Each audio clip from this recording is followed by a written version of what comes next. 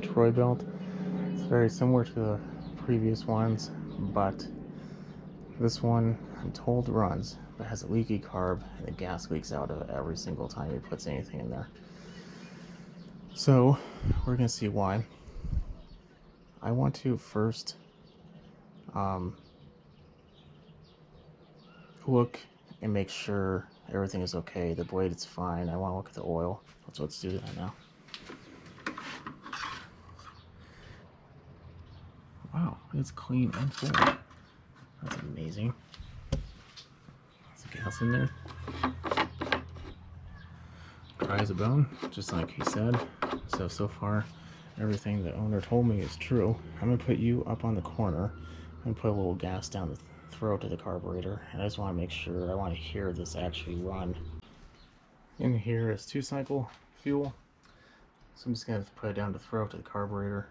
This has a auto choke on it, so I'm going to push it through and open the choke and then put the fuel in the actual, around the emulsion tube area. Some will fall out, that's fine, but I'm hoping majority of it will go beyond that point and into the engine when I pull over.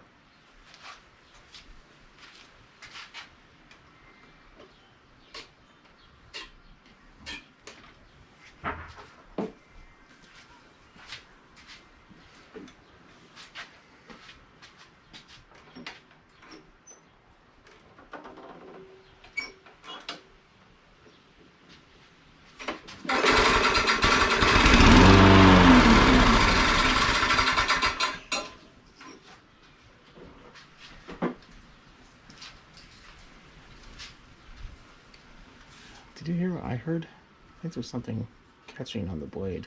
Let's take a look.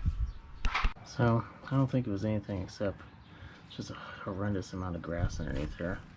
I'm going to clean it up and we'll try it again. So I got a whole lot of crap out there. I'm just going to clean it up, sweep, and we'll try it again. That's a healthy stack. So this is what happens when you primarily use your mower. This can be a mulcher, don't get me wrong, but it's not the best of mulchers. And if you mow and it's wet, it gets caked on there, you never take it off. So usually when I hear noises like this, one of two things is primarily the problem, actually probably three. You bent the blade's hitting something, and the deck is fine. Maybe you hit a root, a rock, who knows. Two,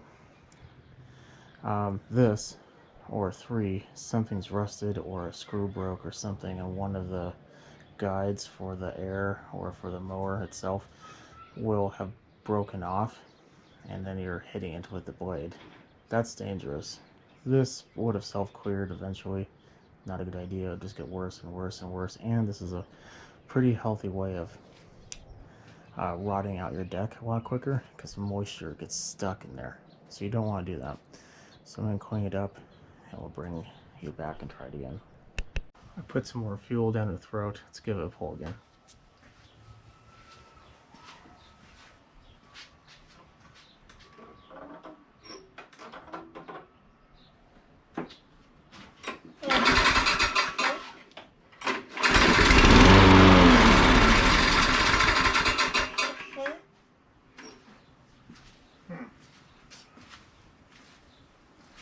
Nope, still having problems. So,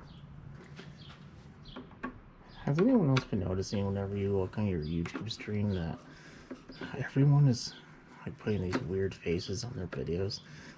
Like it's always a shock, or having the brow of their forehead or whatever it is curled, or looking like they just end up lost like their house, or I don't know, just like really stupid faces. And then they have like the most clickbaitiest title ever.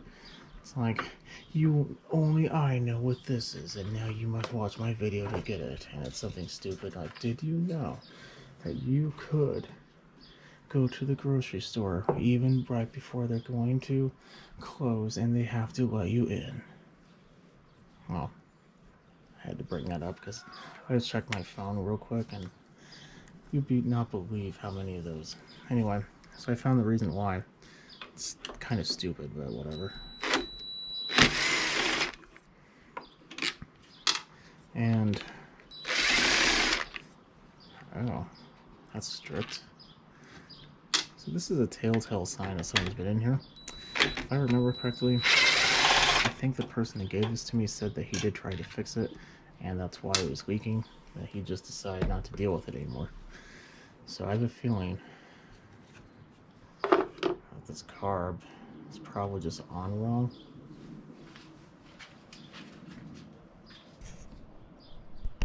You know what? It just became clear.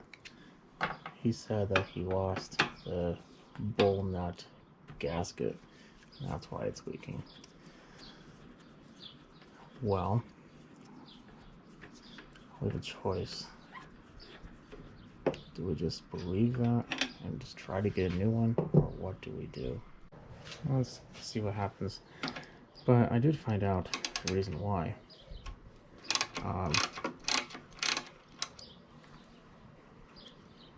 It was clicking, and you will not believe it. That's probably going to be the purpose of this video, to be honest, because unless you're stripping out your carburetor, yeah, there's no walnut gasket. Okay, so let's continue on with the main purpose of this. I'm going to take off the tank, be right back. So on top of the tank right here, there's 3 bolts that just hold it in place. So now we have access to all this. And there's another 3/8, and there's the ones I took off were just, oh, that's way dark, isn't it? Or 5/16. Hear that? That means someone was in here and didn't put this back.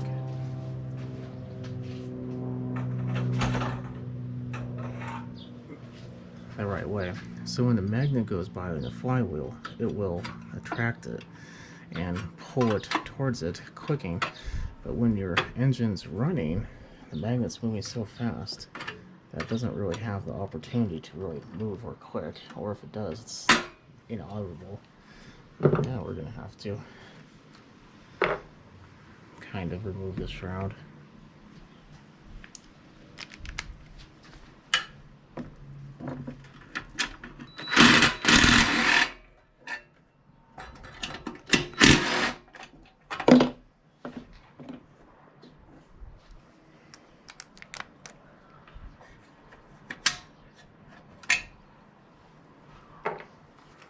I'm hoping just one side would be efficient enough.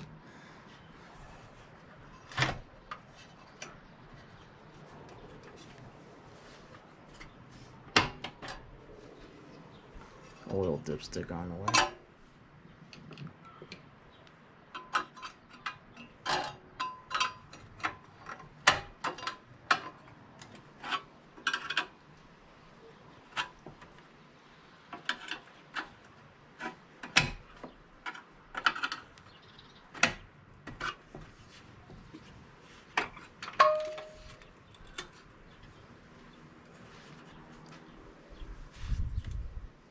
On? Yeah, that's on. So now, when it moves, it's not going to be clang, clang, clang. Now, every time we do this, we just want to make sure that the throttle and the carburetor is free. So, considering that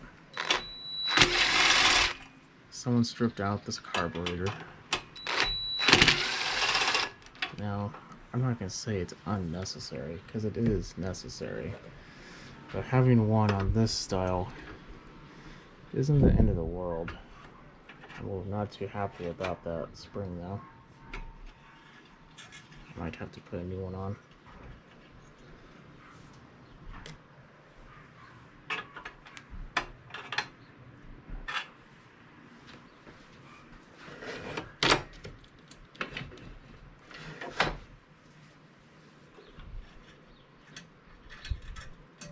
What is going on with this thing? There we go.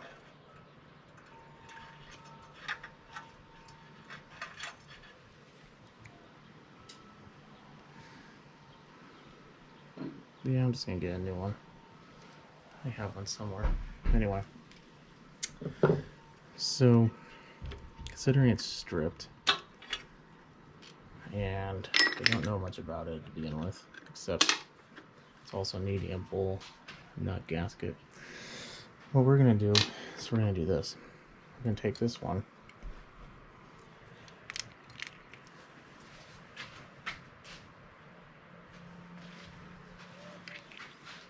Nope. Anyway, so this one is a import. And take out the jet, which is the bowl nut. I'm gonna let that be. And take off the gasket. Then I'm gonna blow through that real quick. Got a new spring. It moves freely. You always want to check that.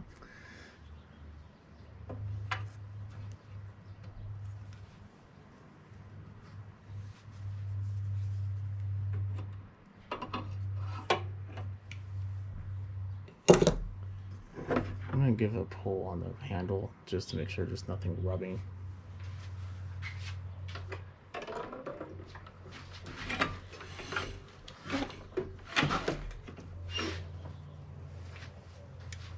It seems to be fine.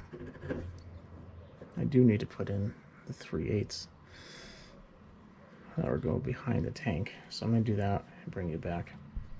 Now that I'm saying this is probably not gonna have to happen, but like I said, all this is free now. I pulled it with, it's fine, but this seems a little in for me. Usually it's pretty up and down, very like there's little to no angle to it, so I have a feeling we'll be adjusting that. The further out you go, the more engine speed you'll be getting. Now that doesn't mean you just push it out as far as you can, that way you can have a rocket ship mower, because if you do that you very well can blow up the governor in here, and when the governor blows up, there's chunks of metal and plastic all over the inside of your engine, and you don't, I mean, if you're lucky, you might be able to save it. Most of the time, you're not. Plug is new. Filter, changed it. Oil's new. The blade didn't look all that horrible. I'll still balance it, make sure. New carb, and we're gonna see if it still makes that clicky noise.